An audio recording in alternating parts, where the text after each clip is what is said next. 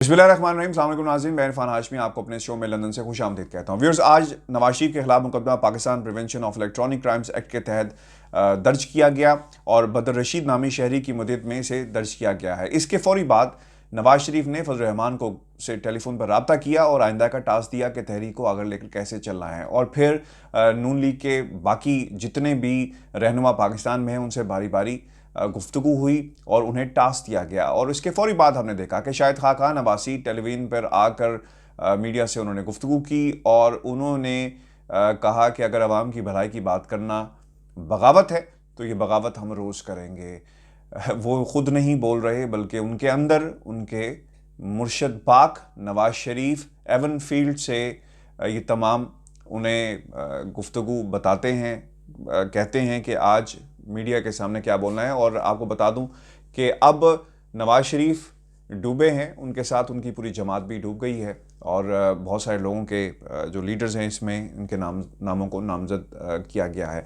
Viewers, इस FIR के बाद अब कानूनी सूरत हाल क्या है? अज़हर सिद्दीक़ साहब पाकिस्तान से हमारे साथ मौजूद होंगे, हम उनसे जानने की कोशिश करेंगे कि अब जो सिचुएशन डेवलप हुई है इस एफआईआर के बाद, इस पर रोशनी डालें। पाकिस्तान से हमारे साथ मौजूद हैं अज़हर सिद्दीक़ साहब। सही साहब, बहुत शुक्रिया आपके वक्त का। आप क्योंकि मेरे व्यूअर्स की फरमाइश है तो इसलिए मैं बार बार आपको जहमत देता हूँ। लोग आपका तजिया सुनना चाहते हैं और इस वक्त जो पाकिस्तान के अंदर एक सिचुएशन डेवलप हुई और इस पे भी जानना चाहते हैं आपका पॉइंट ऑफ व्यू। आज नवाज शरीफ के खिलाफ मुकदमा हुआ Pakistan prevention of electronic crimes act के तहत ये दर्ज किया गया है, जिसमें और भी बहुत सारे नाम हैं।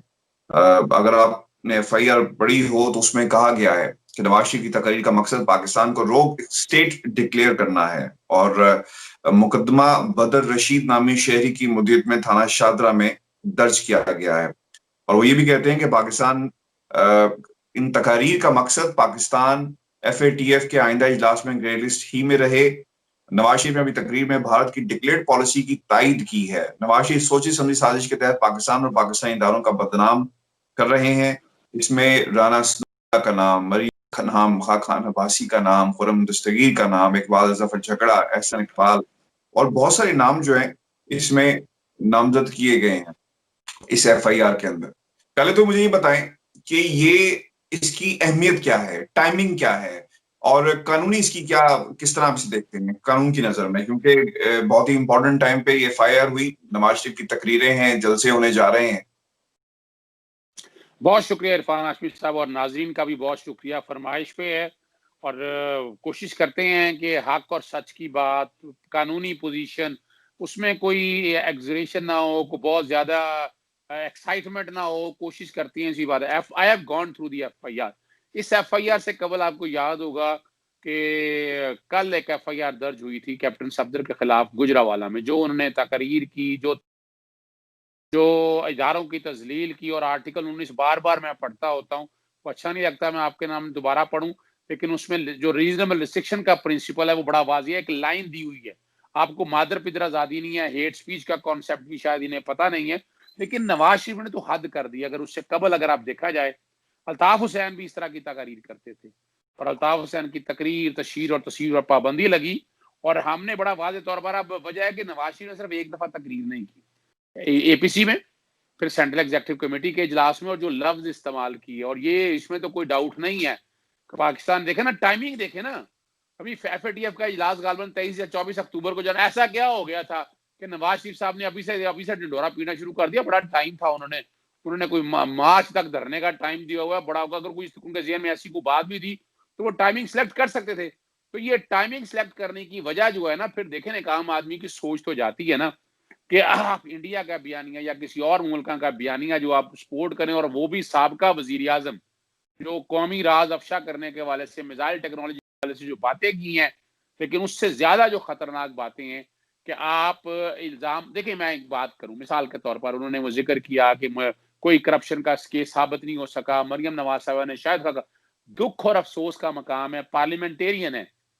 एवनफील्ड और अल अजीजिया के अंदर सजाएं हुई हैं, 10 साल की सजा, एक में 7 साल सजा, अपीलें पेंडिंग पड़ी हैं। एक में सजा सस्पेंड हुई थी एवनफील्ड के, अल अजीजिया में मेडिकल ग्राउंड पे जो बेवकूफ बना रहे हैं कौम को, तो सजाएं कब बरकरार, कब खत्म हो गई हैं? देखिए, बुनियादी तौर पर तो पीका 2016 prevention of electronic crime act बड़ा सीवियर, और ये जो नवाज शरीफ साहब ने सोशल मीडिया के जरिए तकरीर की है वो पाकिस्तान में मौजूद नहीं थे। जुरिस्डिक्शनल इशू भी ये सामने आना है। असूली तौर पर तो पीका के हवाले से, अगर खाली पीका के हवाले से देखा जाए तो एफआईए की जुरिस्डिक्शन बनती है, और जो कि तकरीर और सारी यूट्यूब पे सोशल मीडिया पे वो दिखाई गई, और ये तो बड़ा वाजे तौर पर खिलाफ वर्जी है, और इसमें मैं नहीं समझता एविडेंस इतनी ज्यादा है, बड़ा मुश्किल है नवाज शरीफ साहब का बचना। लेकिन चूंकि इसके साथ साथ दूसरा ये है कि ये तकरीर पाकिस्तान में दिखाई गई, सेंट्रल एग्जीक्यूटिव कमेटी के लोगों ने हाँ की, शाहिद खान अब्बासी, वो सारे लोग इस तकरीर को ओन कर रहे हैं। यानी हम अबैटमेंट का एक केस याद रखिएगा, सेक्शन 109 ताजिरात पाकिस्तान के तहत अगर आप उनके साथ बैठ के तायीद कर रहे हैं, आपको चाहिए था वो तकरीर काट देते, ना सुनते। यानी आपने सुन के आप उस जुर्म के साथ साथ आगे, और ये 120 सेक्शन से आगे चले जाएं तो सेडिशन और बगावत से रिलेटेड है। आप स्टेट के खिलाफ जा रहे हैं, आप स्टेट के इदारों के खिलाफ जा रहे हैं जिसकी इजाजत नहीं दी जा सकती। और ये स्टेट के खिलाफ मिसाल के तौर पर जो मैंने सारी बातें आपके सामने की हैं, उनको सामने देखे, उन्होंने तो आईनी तरीकाकार ही कोई इख्तियार नहीं किया। या तो आईनी का कोई तरीकाकार इख्तियार करते, अपना अपीलें सेट असाइड करा लेते और अपने सजाएं खत्म हो जाती, और इलेक्शन अगर कोई रिग था उसके हवाले से अगर कोई पिटीशन दायर करके कोर्टों में जाते या ऐसा कोई वाया मीडिया बनाते, फिर तो बात समझ आती थी। लेकिन ये भी हवाले नहीं है। वो फर्क सिर्फ इतना है कि इस दफा उनको वो कोई मुख्तलिफ इदारे या ऐसी लोग बचाने नहीं आए, अब उन्हें मुसीबत ही पड़ी है कि मुझे फिर बचाए, हो गए केसेस बड़े स्ट्रांग हैं। अब यहाँ सेडिशन और सब चीजों को देखें, ये जुर्म काबिल दस्तनाजी पुलिस के पास है, पुलिस अब इंक्वायरी आपकी, और पुलिस के पास ये देखें ये इसके अंदर नाकाबिल जमानत है कई ऑफेंसेस, और उम्र कैद तक की सजा है कई ऑफेंसेस के अंदर।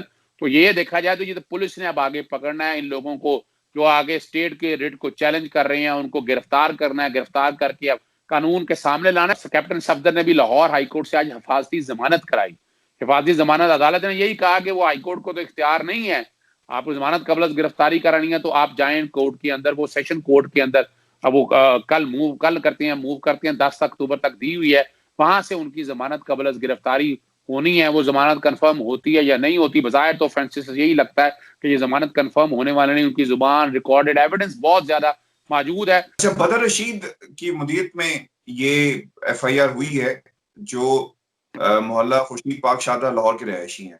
अब सुना है कि उन्हें धमकियां भी मिलना शुरू हो गई हैं। देखें, अब ये तो आपको पता है ना, गॉड फादर या सिजिलियन माफिया का खिताब और सारी चीजें के, तो बेसिकली तो आप मॉडल टाउन वाला वाकया सामने रख लें आप, तो समझ आ जाएगी गुंडागर्दी के एलिमेंट आपके सामने हैं। जो पीटीआई के साथ मार कुटाई के हवाले से ये सारे एलिमेंट किए, तो ये बंदा जिसने हिम्मत किया तो उसको बिठाने की कोशिश तो करेंगे। लेकिन अब तो तीर हवा से निकल चुका है, एफआईआर दर्ज हो गई है। अब तो सरकार इसकी मुद्दईया, बेसिकली देखा जाए तो वो मुद्दई आगे पीछे बैठ भी जाए तो फर्क कोई नहीं पड़ता, उसको धमकियां दी जा रही हैं। ओमान से मैं एक प्रोग्राम में उनके साथ था, ओमान से और सऊदीया के नंबर से उन्होंने बताया कि धमकियां दी जा रही हैं। लोकल नंबर पे जहां तक है वो कॉल पे जो पूछ रहे हैं, वो बड़ी बात है कि वो दस्तयाब है और वो लोगों को बता रहा है, और ये सरकार की जिम्मेदारी है कि उसको हिफाजत में रखे, संभाल कर रखे, वरना देयर इज एवरी पॉसिबिलिटी कि इनका कोई बस चले तो वो कोई ना कोई ऐसा, खुदा ना खास्ता, ऐसा कोई एक्शन ले लें। जो कि स्टाइल वही हो गया ना, एमक्यूएम वाला स्टाइल ही, यानी और जो एमक्यूएम वाला स्टाइल था वही स्टाइल यहाँ पर, यहाँ भी 9 गो एरियाज कई बना चुके हैं जिनकी सरपरस्ती इनमें से कई इनके अपने लोग हैं वो करते हैं।